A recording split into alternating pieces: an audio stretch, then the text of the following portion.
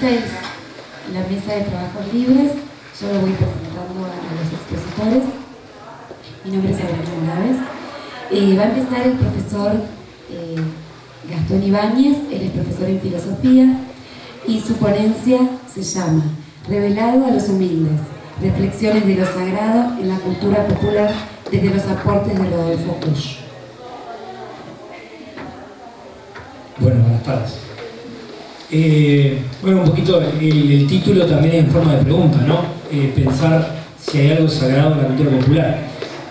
Antes de empezar, me gustaría como plantear algunas nociones que me parece que son importantes para pensar en esta reflexión, ¿no? Cuando hablamos de cultura popular, estamos oponiendo a otra cultura, que es la cultura institucional, siempre de los aportes de Rodolfo Kusch, filósofo americano, argentino, y siempre un pensamiento situado desde América Latina. Me parece que ese es como un punto base para comprender estas reflexiones, que en el fondo quieren ser como una pista a pensar un poco más, no algo acabado ni sistemático. Me parece que pensar por lo sagrado en la cultura popular es pensar sí en lo que entendemos por cultura popular, que no solamente se refiere a lo que pueden considerarse como barrios marginados o barrios populares, sino también a un sentir popular más complejo, que incluso es difícil de definir o conceptualizar, sino que es una cuestión mucho más vivencial. Se opera algo que puede considerarse sagrado, y si eso sagrado respeta o va en el sentido de las normas que una cultura institucional o académica puede plantear.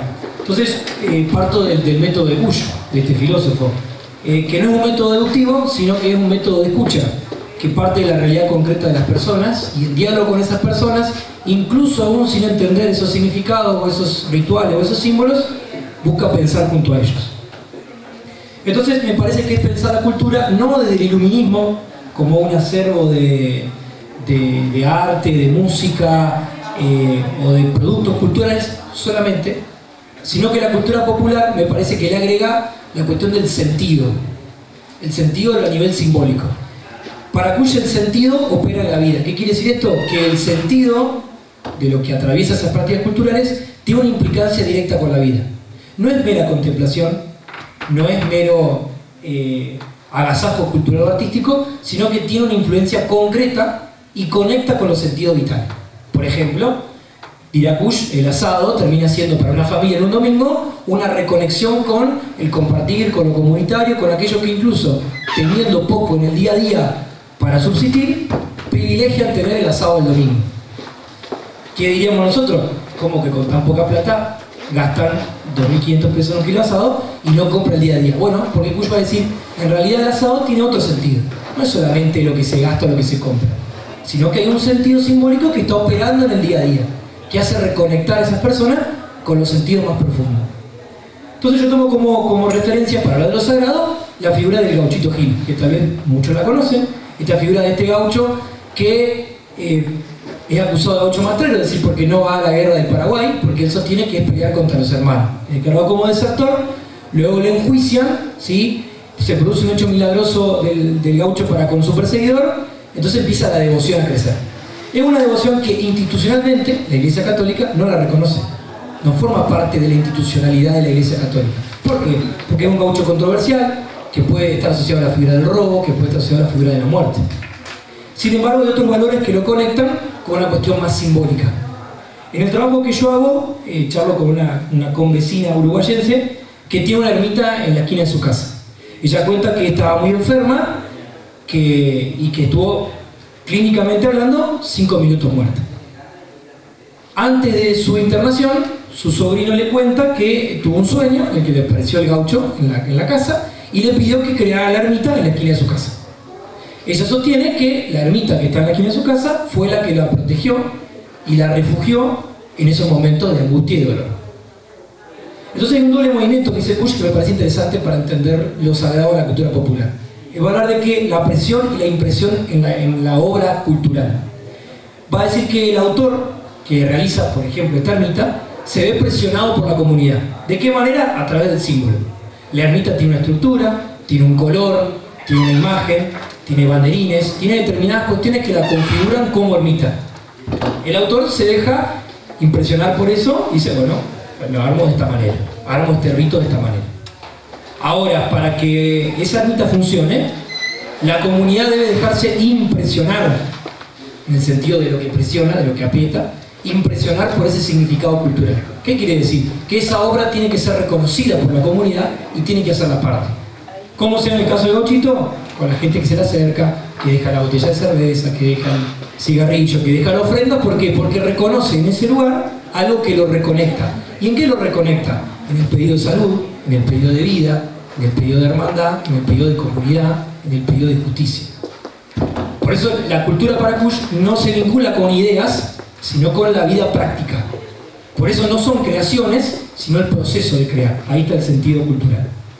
Entonces va a decir que el hombre recrea simbólicamente al mundo. Y en eso tomo los aportes para pensar un poquito más de Leonardo Boff, un teólogo de la liberación, que plantea cómo pensar lo sagrado. Porque muchas veces tenemos la idea de que lo sagrado pertenece solamente a la institucionalidad. ¿Qué quiere decir esto? A la iglesia como organización, a los ritos premeditados, a la cuestión solamente litúrgica. Boff va a decir que sacramento es toda aquella presencia de la divinidad en cada momento de la vida. Pero no divinidad como solamente pensar el Dios cristiano teológicamente, porque no hacemos teología, sino la divinidad como la conexión con lo trascendente, con aquello que entendemos que va mucho más, pero que nos religa con lo que somos y dónde estamos. Entonces Boff va a decir que podemos vivir en una vida sacramental. ¿Pero cómo sacramental? Reconocer todas aquellas experiencias que nos unen con el sentido más profundo de nuestra vida y nuestra existencia. Entonces, la foto de mi mamá, que ya no la tengo hace mucho tiempo, es un sacramento, porque me recuerda la presencia de ella, que me religa a algo más. La presencia del Gauchito como ermita, a pesar de que institucionalmente no es reconocido, me religa con algo más. Entonces, de alguna manera, pienso no reconocer el rito como mediación, como religación con eso original en lo que vivimos, que no es solamente la contemplación artística, sino que es la vida cotidiana. Entonces, pensaba, y para cerrar pensaba, ¿de qué manera podemos pensarlos? Los que o no son creyentes o no participan de la cuestión de lo sagrado, pero me parece que hay algo interesante. Acercarnos a las clases populares muchas veces nos hace partir de nuestros propios esquemas. Falta esto, necesitan esto, no viven de tal manera. Y ahí hay una cuestión moralizante. Kush va a decir, tenemos que reconocer con humildad el suelo que estamos pisando porque hay significado. Que no comparta las formas que nosotros consideramos como cultas, o formas de cultura, o formas de lo sagrado, no significa que no existan.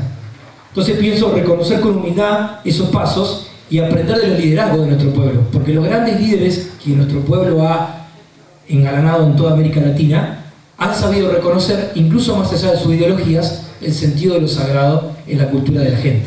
Entonces me parece que en eso es reconocer con humildad, incluso sin compartir esos significados, al igual que hace Kush. Yo escucho, incluso aunque no comparta el mismo horizonte simbólico, porque entiendo que hay algo más que a mí me puede impresionar. No en el sentido de admiración, sino en el sentido vital. Entonces termino con una frase de una canción de Citarrosa que me parece interesante para entender esto. Y dice, no hay cosa más sin apuro que un pueblo haciendo la historia. No lo seduce la gloria ni se imagina el futuro. Marcha con paso seguro, calculando cada paso, y lo que parece atraso suele transformarse pronto en cosas que para el tonto son causa de su fracaso. Muchas veces aquello que parece fracaso o que parece tonto, en realidad es lo que moviliza al pueblo, y tal vez la invitación sea, como actores sociales, culturales, académicos o políticos, entender qué es lo que moviliza al pueblo, más allá de caer en la discusión ontológica de qué es el pueblo o no, sino reconocerlo a través, los invito yo, de estas manifestaciones en lo sagrado. Muchas gracias.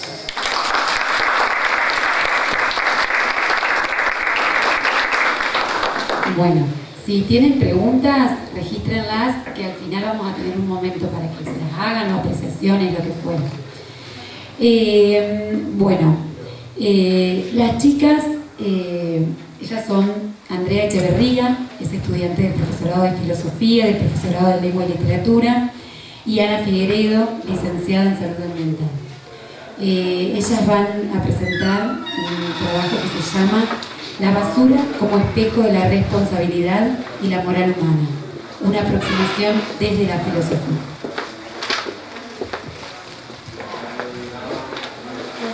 Hola a todos. El objetivo general de nuestro trabajo es hacer una aproximación teórica a la problemática de la basura, pero desde un punto de vista filosófico. Creemos que es una problemática muy compleja que puede ser estudiada desde muchas disciplinas y muchos abordajes, puntos de vista, pero bueno, nosotros lo vamos a hacer desde la filosofía. Los ejes principales que vamos a tocar en esta ponencia van a ser la problemática de la basura, pero vista cómo se ha ido acrecentando en el tiempo y los cambios que sufre. También cómo influye en estos cambios la relación que el hombre tiene con la naturaleza y la irresponsabilidad que asume el hombre sobre los materiales y la basura que produce. Y a la vez cómo en esta relación, se genera un proceso de invisibilización hacia las personas que conviven o que trabajan con la basura. Hola, buenas tardes. Buenísimo. Bueno, como decía Andy, nosotros tomamos la basura desde lo filosófico, pero bueno, intentamos también considerarla desde diferentes aspectos. Venimos desde lugares distintos y tenemos diferentes puntos de vista, pero bueno, nos interesa saber y encontrar estos puntos en común para analizar de alguna manera, de forma integral, la problemática. Para empezar a hablar de la basura, digamos, tenemos que definirla y desde cuando hablamos también de basura tenemos que ver qué connotación tiene eso. Cuando hablamos de basura siempre, digamos, está asociado a la suciedad, a algo que ya no tiene un sentido, que no sirve, que está desechado, lo que sería un desperdicio. Y como tal tiene una connotación negativa, cosa que no tiene otra palabra que significa lo mismo, o sea, se refiere al mismo tipo de material, que son los residuos. Cuando hablamos de residuos decimos es un material, según la RAE esto, es un material que queda como inservible después de haber cumplido su propósito, pero ya no tiene en sí misma una connotación negativa intrínseca al término. Es un término mucho más técnico, si se quiere, y de esta manera se utiliza de diferentes formas según se refiere. De esta manera nosotros también lo que vamos a ir desarrollando a lo largo de la exposición es cómo la connotación negativa que está asociada al término basura también se desplaza de alguna manera y se asocia a aquellos trabajadores y a aquellas personas que están cerca de los residuos, de la basura, y que trabajan con ella. Entonces, la basura, como tal, refiere a es un concepto, digamos, netamente humano, en tanto no existe en la naturaleza algo que un equiparable a ello. En la naturaleza no se produce basura, o los otros seres que no son humanos no la producen como tal, no producen algo que no puede ser reabsorbido. Algo que sí produce el humano, en tanto no puede ser procesado por la naturaleza de la misma manera.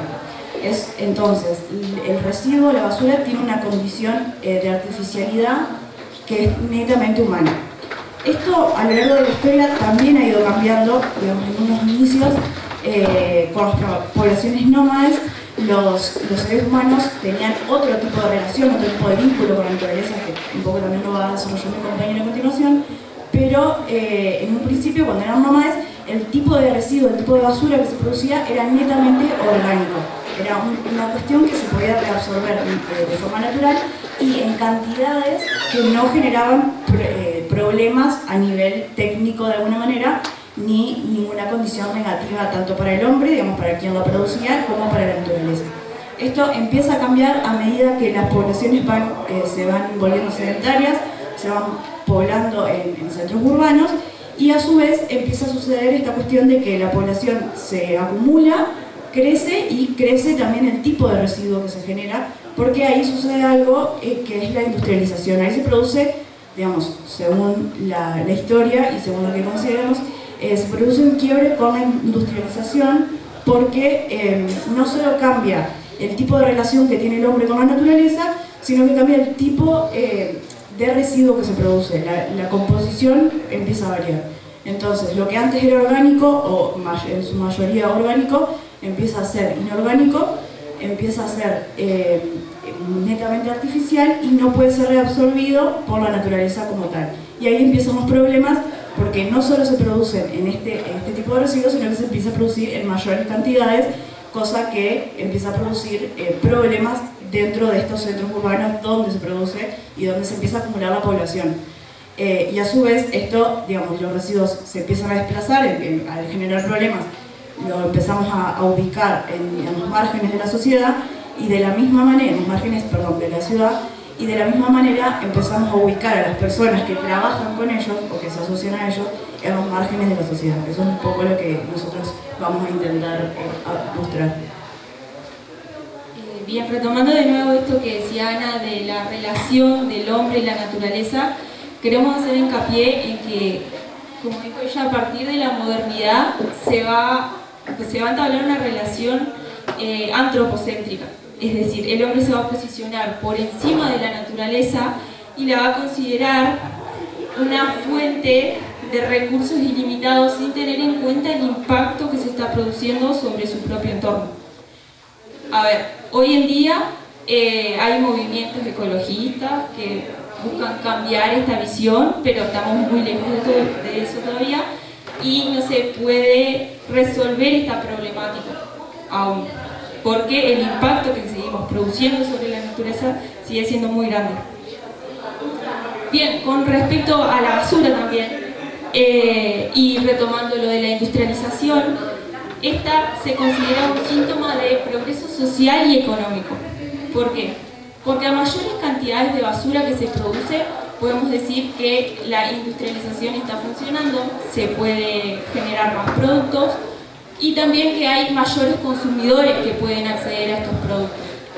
Ahora bien, acá se da un doble proceso que observamos nosotros. Por un lado, se produce una enorme cantidad de basura que no puede, como dijo Ana, ser absorbida por la naturaleza, ya no puede entrar en este círculo, digamos, que genera la naturaleza, ser absorbidos y deben ser tratados de alguna manera. Entonces, como dijo ella, se crean vertederos a la periferia de las ciudades, donde no molesten, ¿sí? ¿Por qué? Porque la basura acarrea enfermedades, acarrea condiciones que no, sí, negativas que no queremos en las ciudades. Y también se genera un crecimiento demográfico. ¿Por qué? Porque las ciudades son focos donde hay más oportunidades laborales. Entonces, la migración de las zonas rurales llega a los epicentros urbanos, pero no todas estas personas pueden acceder a un trabajo. No todas entran en el circuito de producción, digamos, de alguna manera. Entonces, ¿qué se hace con esta masa, con este exceso de personas? También se lo envía hacia las periferias, los mismos lugares a los que enviamos la basura, ¿sí? Que el gran problema para las ciudades es cuando estas periferias, con el crecimiento de las urbes, quedan dentro de las ciudades. Sí, retomando un poco esto, digamos, de la doble exposición de la que hablaba Andy, esto se ve de manifiesto, nosotros encontramos, digamos, que lo podemos ver de esta manera, en una doble injusticia ambiental. Digamos, siempre cuando hablamos de ambiente y hablamos de injusticias ambientales, consideramos que en realidad los problemas ambientales no nos afectan de la misma manera a todos, siempre hay una cuestión de desigualdad en tanto cómo nos llega, y nosotros observamos esta cuestión de la desigualdad ambiental y de la doble injusticia ambiental porque hay personas que justamente viven en estos márgenes de la sociedad que empiezan con el crecimiento demográfico y con el crecimiento de las ciudades acelerado y con un ritmo que no tiene también la cuestión de la planificación. Estos centros empiezan a quedar, lo que originalmente eran los márgenes de la sociedad, empiezan a quedar dentro de ella y empiezan a afectar cada vez a mayores personas. Ahí lo que pasa también es que nos empieza a afectar ya a otro tipo de personas. Históricamente, digamos, y cuando hablamos de las ciudades, siempre en los centros urbanos y en lo que sería el centro comercial, el centro administrativo, siempre hay una cuestión organizadora, en tanto las clases sociales más altas se ubican en los centros y a medida que va bajando el poder socioeconómico, se van ubicando más en los márgenes por una cuestión de poder adquisitivo y del precio del uso de suelo, básicamente. En lugares donde el uso de suelo es más barato, se ubican estas personas que tienen menor poder socioeconómico y se ubican los vertederos. Y entonces, estas personas que ya están marginadas por la sociedad, en tanto no encuentran condiciones laborales justas, ¿no? y no encuentran mejoras, encuentran sí en el residuo que está cerca, porque están doble expuestos a esta condición. Por una parte, por la cercanía y por la exposición directa que tienen, por vivir en lugares donde son directamente afectados por el efecto negativo que tiene la basura en tanto maltratada, y tienen una doble exposición y una doble injusticia ambiental que viene primero por esta parte y segundo por el trabajo informal que realizan con respecto a esto. Ellos trabajan con la basura pero en condiciones muy precarias, con las condiciones laborales, con un montón de riesgos a los que están expuestos, y ahí empieza a jugar este doble sentido y esta doble exposición y esta doble injusticia ambiental, que es un poco la idea que queríamos desarrollar. Bien, retomando esto de los trabajadores, las personas que trabajan y conviven con la basura, lo que nosotros observamos es que se produce un desplazamiento de significación de la basura hacia las personas que trabajan con la basura. Porque hablábamos que la basura es suciedad, es enfermedades, cosas que no queremos cerca. No es lo mismo, les doy un ejemplo, no es lo mismo hablar de ciruja y basura que hablar de recuperador, de residuo, reciclaje, aunque en los ambos casos el trabajo que realiza la persona está en las mismas condiciones precarias, ¿sí? Y en esto observamos que hay una responsabilidad no asumida ni social ni estatalmente, porque como clase media alta, nosotros sacamos la basura a las veredas de nuestras casas y nos desligamos de ese problema. No nos importa ni el proceso que sigue ni el tratamiento que se le va a dar a la basura. Sin embargo, hay personas, la enviamos lejos, digamos, y hay personas que trabajan con esa basura, que también enviamos lejos. Ahí es donde vemos que hay una doble responsabilidad, una irresponsabilidad hacia ellos, ¿sí? Como nos olvidamos de la basura que sacamos, nos olvidamos de las personas que trabajan con esa basura.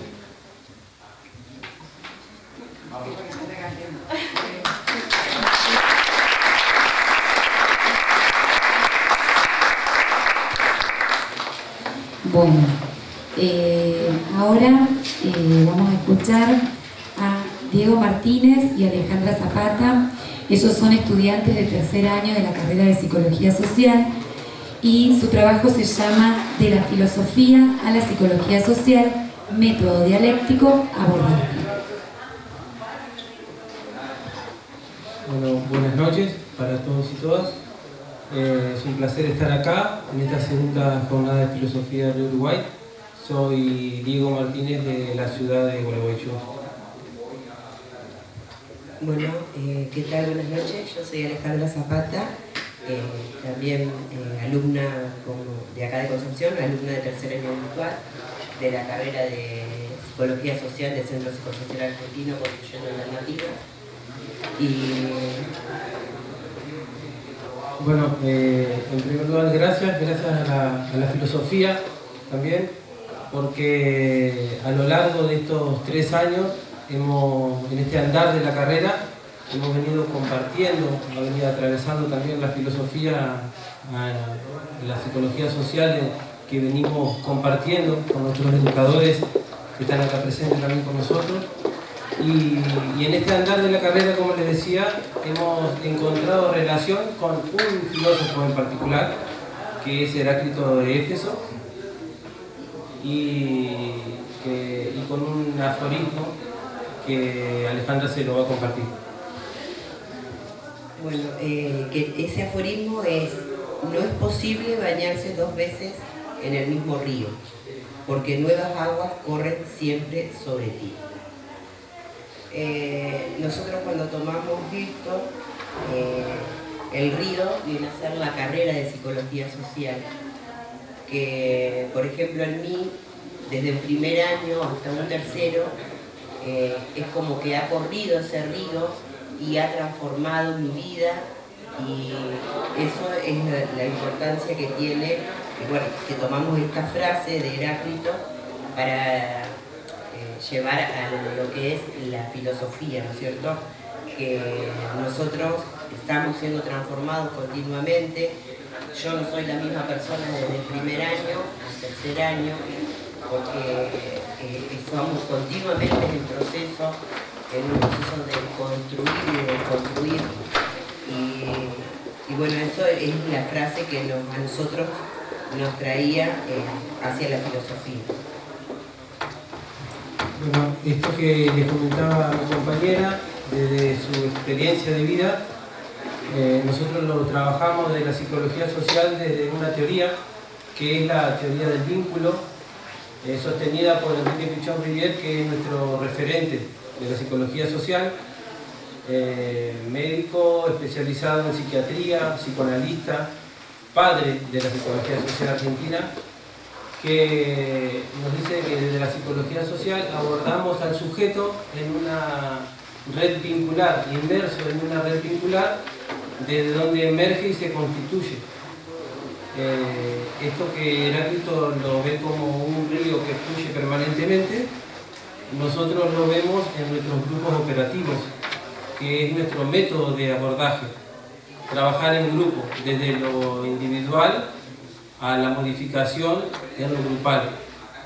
Y lo graficamos para hacerlo más representativo como una espiral ascendente, que le llamamos espiral dialéctica, en donde justamente, como decía Alejandra, donde ella entró en ese primer año y donde se encuentra ahora en este tercer año, en esa espiral dialéctica ascendente, en donde entramos, emergemos y nos configuramos, y que a su vez nos constituye como sujeto hombre.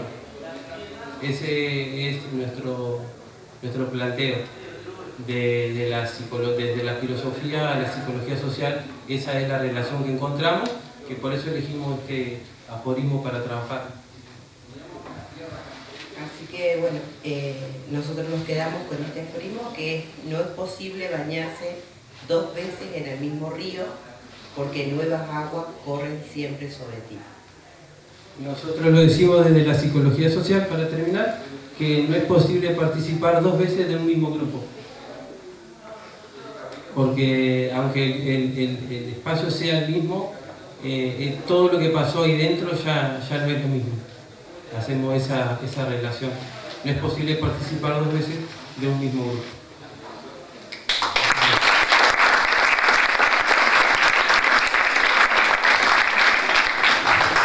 Bueno, ahora vamos a escuchar a Antonella Capes. Ella es estudiante del profesorado de Lengua y Literatura, y ella va a compartir su escrito, que se llama La marginalidad y el deseo representados en la literatura menor en los autores Lemebel y Perlonger. Muy buenas noches. Primeramente comenzó siendo un ensayo para rendir una materia. Empezó así.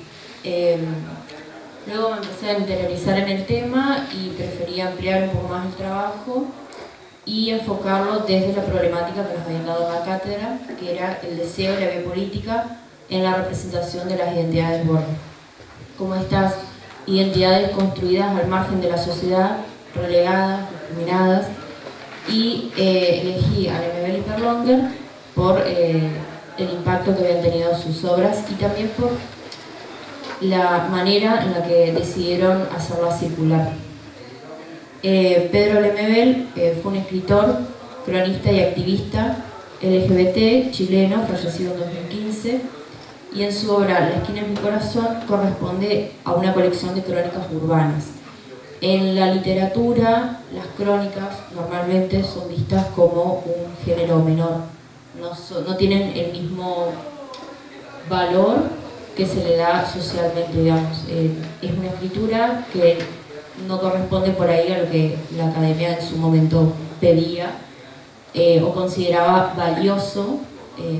Entonces también de esa manera el escritor, desde su lugar minoritario como un activista LGBT y con su escritura, hace circular de esa manera. Y después seleccioné también a Néstor Perlonger, que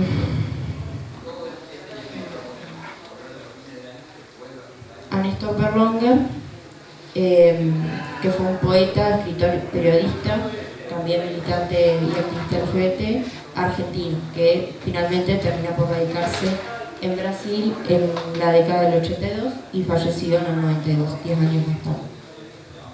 Y en un artículo que él publica llamado Mátanos Marica, Néstor escribe acerca de la relación entre la homosexualidad y la violencia machista.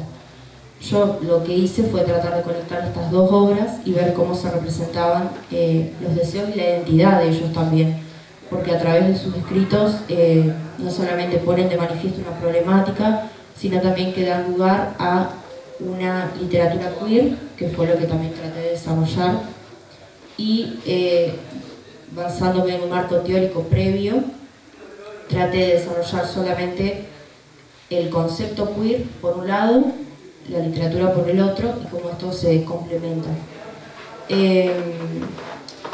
Haciendo también un recorrido histórico de cómo la palabra queer es retomada y resignificada por las minorías, porque antes lo queer era para marcar el distinto, el que está fuera de lugar, el que está aparte de la sociedad, que no forma parte de la normalidad. Y como en la década del 80 y todo lo que es la crisis del SIDA y demás, ellos retoman la palabra y la resignifican como un símbolo distintivo. Y a partir de esto es donde se empieza también a surgir estas literaturas y manifiestos. También trabajé con el tema de la lengua menor, que es donde ellos escriben, y también seleccioné algunos fragmentos de la obra de cada uno, y hay uno en particular que pone de manifiesto cómo se tratan muchas veces las muertes de estas personas, y simbolizando también cómo tenemos una problemática social que es el amarillismo periodístico, de cuando matan a alguien, los detalles, las fotos que circulan. Incluso había un fragmento que decían, bueno, murió en su ley porque habían matado a un homosexual. Lo habían agarrado en patota, en una parte de la crónica, y relataban cómo lo habían matado, las fotos, y todo esto publicado en un medio reconocido, según la crónica que había puesto. Entonces me llamó la atención por ese lado de cómo uno lo lee y se impresiona, pero sin embargo uno prende el noticiero y tenemos una imagen de eso también. O cómo lo relatan sin escrúpulos y sin respeto, porque bueno, es una más del montón. O ni siquiera llegan a las noticias. Y también lo relacioné con los derechos que el Estado tiene que garantizar a estas personas. También en las crónicas se relata cómo en su momento, incluso es una problemática actual, que tiene que ver con el cupo laboral trans, de cómo estas personas recurrían a un estilo de vida que era lo que les tocaba, y no les permitían acceder a otra cosa. Y incluso creo que hay una parte de la crónica donde menciona esto es lo único de lo que puedo trabajar. Entonces era un trabajo tan amplio que hay distintas variantes. Yo me relacioné más a lo literario, y cuando vi las ponencias de filosofía traté de relacionar las dos, la filosofía y la literatura, desde estos márgenes y cómo se desafían las normas establecidas y generan conciencia sobre esta marginalidad y la violencia que se ve representada en esas obras. También cuestionando la construcción de las subjetividades y abriendo el camino hacia una sociedad más inclusiva, que obviamente no termina con un trabajo, el camino es bastante amplio y todavía queda mucho más por deconstruir y trabajar. Y me parece que empezando a revisar la literatura menor, la literatura olvidada o la literatura que uno es relegada por no cumplir con los cánones establecidos, es un comienzo. Desde cada lugar que tenemos podemos participar de abrir el camino hacia una sociedad que realmente sea más inclusiva.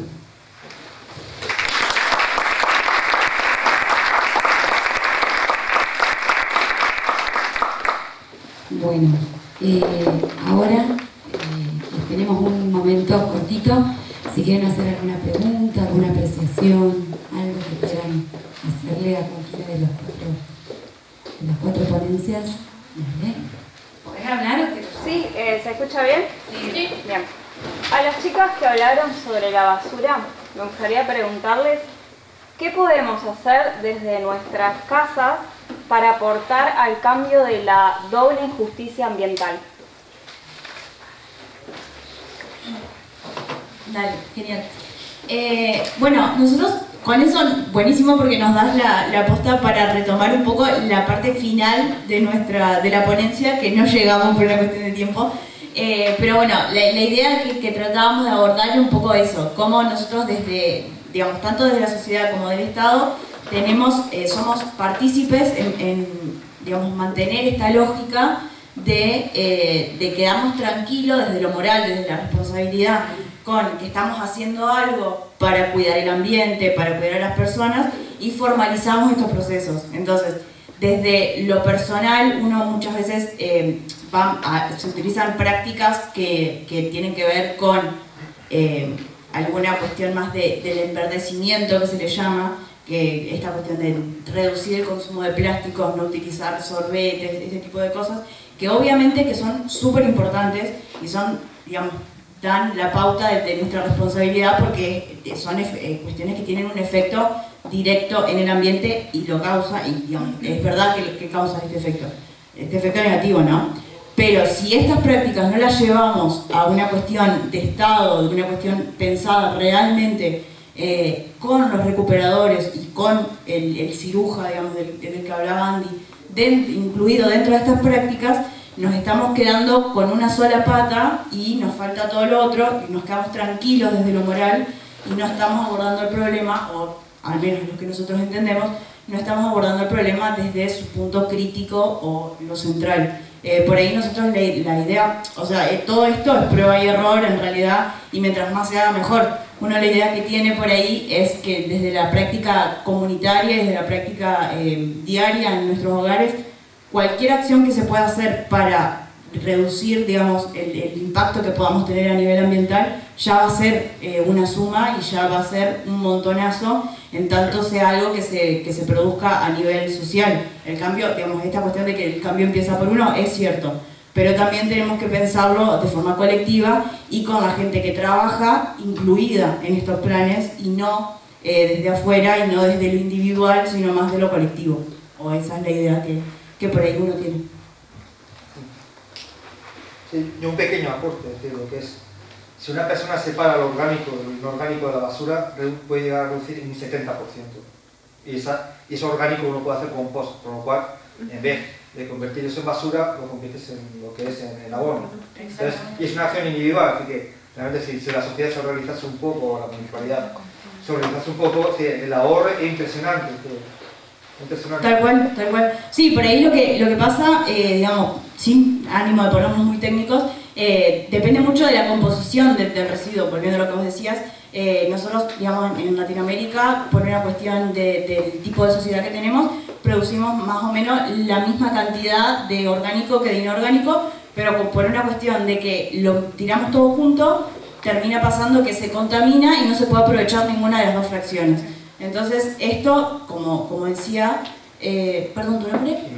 Iñaki. Como decía Iñaki, esto es real. Uno desde su casa, digamos, separando, ya aportás un montón, y uno por ahí lo que dice es, si separas lo orgánico de lo inorgánico, uno puede hacer compost desde el hogar, y desde ese residuo inorgánico que sacás separado, ya llega, aprovechás un montón más porque no se contamina con lo otro y puede ser aprovechado en un proceso posterior. Por ahí a lo que uno apunta es que estos planes que incluyan esta cuestión sí tengan en cuenta lo comunitario y el trabajador al que le va a llegar el residuo, porque digamos, tenemos que tener en cuenta a eso. Cuando sacamos la basura, no es que la sacamos en la puerta de nuestra casa y te olvidas para siempre, sino que hay que tener un poco en cuenta a dónde termina y en manos de quién, y quién está en contacto con eso en los diferentes momentos.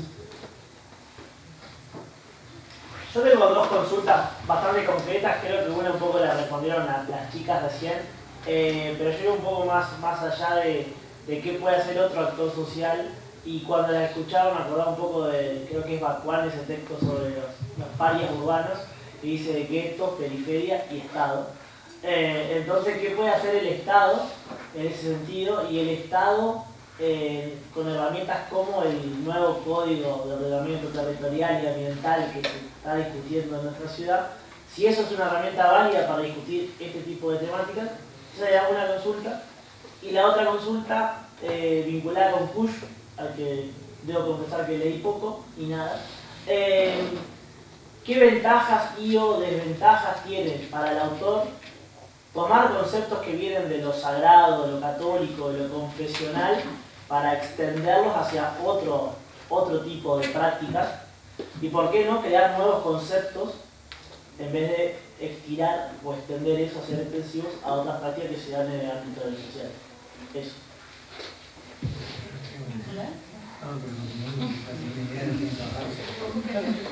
Bueno, genial. Sigo yo.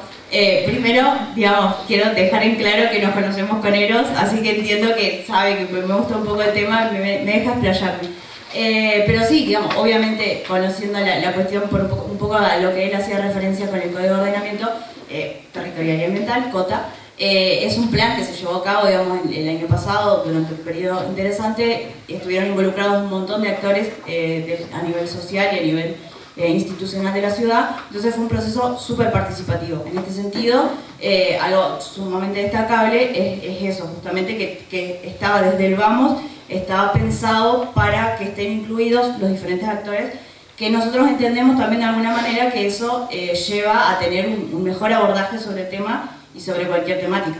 Eso, de alguna manera, digamos, si se traslada a la cuestión de los residuos, de la misma manera en que abordamos lo territorial, podemos abordar en puntual la cuestión del residuo como tal. Y de la misma manera, digamos, si tenemos esta cuestión que había retomando un poco, de la problemática y dónde se ve la problemática de lo ambiental en el territorio, toda esta cuestión de los vertederos, de los basurales, los minibasurales, los diferentes tipos de formas en que se manifiesta en la ciudad y en nuestra ciudad por ahí en particular, obviamente se pueden abordar desde esta lógica de tener una mejor planificación, un mejor planeamiento, para que no suceda, justamente abordándolo desde la causa y desde el inicio. De la misma manera, y poniéndonos técnicos con la cuestión de los residuos, por ahí hay nuevas líneas que van surgiendo a nivel Estado, y en ese sentido por ahí Argentina tiene un montón de oportunidades y un montón de líneas en esto, y lo que antes se consideraba, por eso, sinónimo de ponernos muy técnicos, lo que antes se consideraba como gestión integral de residuos, ahora incluye también la cuestión de la inclusión, ahora es gestión integral e inclusiva de residuos, y a mí me parece muy importante esta palabrita que se suma, porque tiene en cuenta al recuperador informal, a la persona que trabaja en el último estado con el residuo, lo tiene en cuenta desde el vamos en la planificación de todos los planes de gestión, desde el inicio, desde la generación hasta la disposición final. Entonces me parece que en planes de este tipo, que sean participativos y que aborden realmente al recuperador y a sus condiciones dentro de la planificación, puede ser una manera de mejorar o de abordar de una forma más, digamos, teniendo en cuenta la complejidad de la problemática. Yo también lo conozco de, no sé si es bueno o malo, pero para algo pregunta.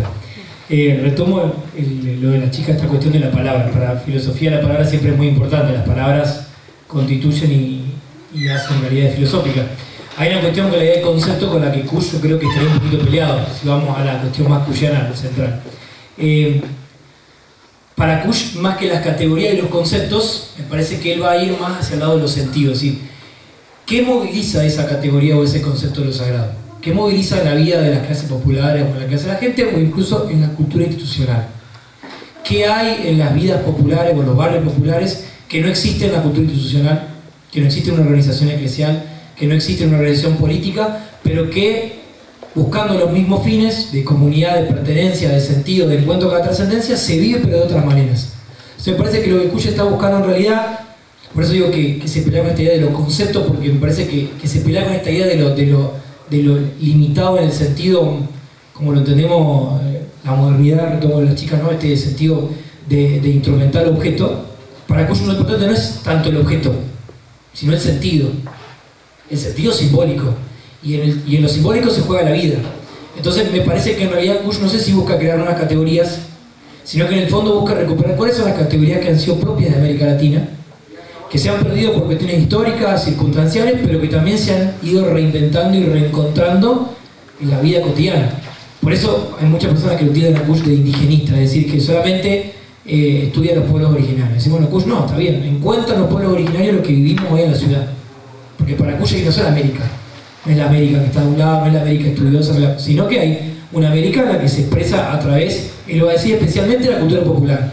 Entonces me parece que en eso sí hay algo de lo cristiano, por una cuestión histórica, sociológica propia de Occidente y de América, desentenderse de la historia de América, que es una historia sangrienta, una historia de dominación y de conquista, pero en el fondo desentenderse del pueblo mestizo que se ha creado en América, me parece que también es pretender una idealidad con la que Kush por lo menos no estaría de acuerdo. Entonces me parece en eso, a la pregunta de Eros, creo que los conceptos es algo con lo que Kush no comulgaría tanto, sino más con los sentidos. ¿Cómo opera eso en nuestra vida cotidiana? ¿Y qué logra la cultura popular? Que logra los mismos objetivos que una cultura institucional, pero que terminan siendo para una minoría, que terminan siendo a veces alejados de la vida, porque son muchos de las ideas o muchos de la academia, y que a veces son mucho más costosos y menos duraderos en el tiempo, que como lo veía la cultura popular, en el sentido de la fraternidad, de la comunidad, de la solidaridad, y creo que ejemplos de eso sobran. ¿Alguna otra pregunta? Yo tengo, no sé si son preguntas o apreciaciones, porque soy de filo también, así que divago. Bueno, voy de atrás para adelante. Primero para Antonella, no conocía el término de literatura menor y quiero saber si lo comprendí bien. Hace poquito me regalaron un libro que se llama Charlie Queer, Charlie por Charlie García y Queer de Anormal, que incluso él tiene textos y frases, canciones de Yo no soy una normal, yo soy una normal, perdón, y pensaba en el rock argentino en la época de la dictadura, el rock latinoamericano en sí, pero el argentino en la época de la dictadura, donde había que construir un lenguaje que era de minorías para poder expresar algo que en ese entonces no se podía expresar, ¿no? Y ahí se construía esta idea de queer como lo raro, lo que se salía de la norma o lo que estaba establecido como la norma. Y bueno, la pregunta era de si esa literatura de las letras del rock argentino forman parte de esta literatura menor. Primero, para hacer yo una apreciación que tal vez no la hice, la lengua que utilizan no es que es menor porque yo uso una lengua menor, sino porque el sujeto que la emplea es un sujeto de la minoría. Entonces se construye una lengua minoritaria por yo estar al margen de la sociedad, o de la sociedad, mejor dicho, me coloca. Sí se podría pensar como un aporte a la construcción de esta literatura menor, pero hay que tener en cuenta lo que dije anteriormente, que la literatura menor entran justamente las minorías.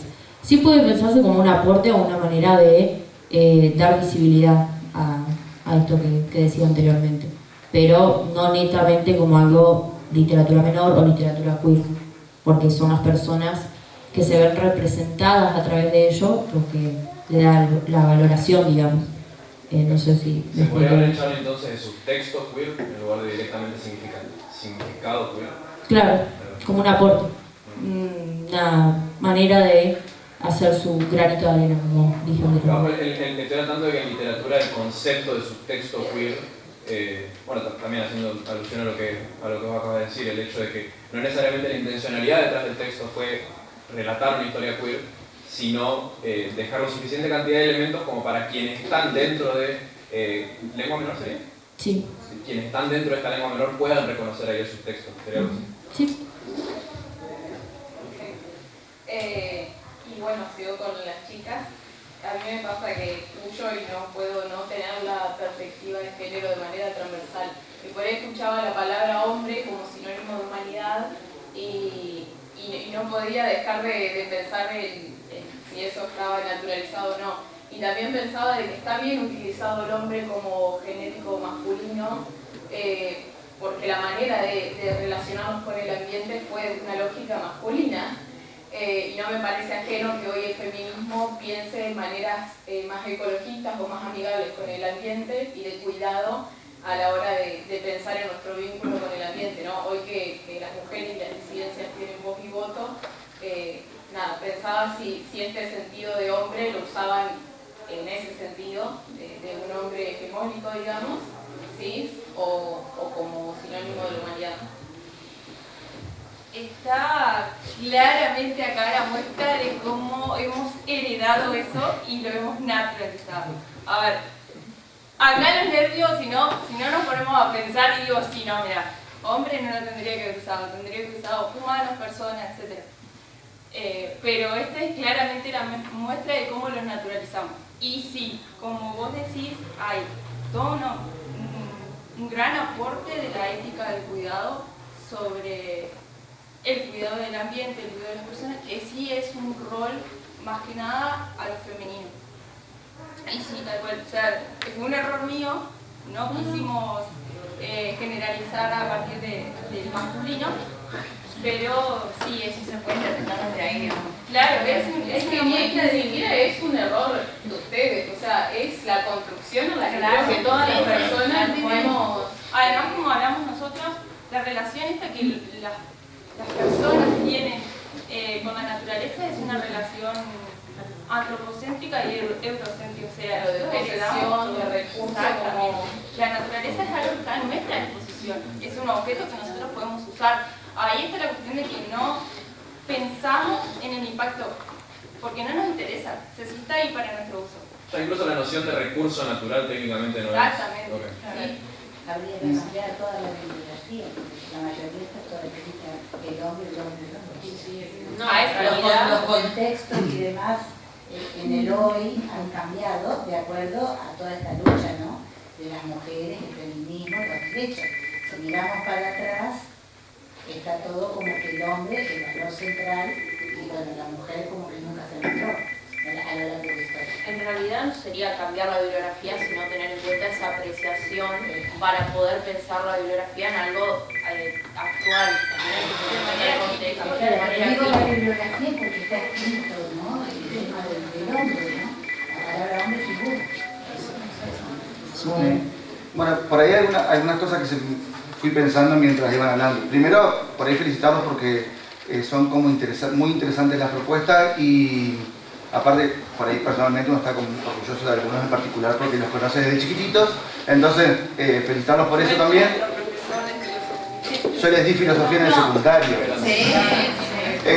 No, por ahí me traía por ahí todas las ponencias en esto de cómo se centraron en aquellos sectores sociales o en aquellos personajes sociales que están socialmente justamente excluidos y coinciden justamente en ese tipo de cuestiones y me parece como súper interesante. Y como pregunta, en realidad creo que sería para todos, ¿cómo podemos hacer justamente para valorizar o revalorizar la presencia social de justamente las prácticas sociales que tienen como mucho peso en determinados sectores y que nosotros naturalmente en lo institucional las tenemos olvidadas? Incluso pasa en la escuela que uno muchas veces de las costumbres, las tradiciones, los modos de ser de los chicos en determinados contextos se aprietan para que se adapten a modos más cultos en algunas cuestiones y en eso se pierde mucho de la riqueza que estos chicos traen a la escuela.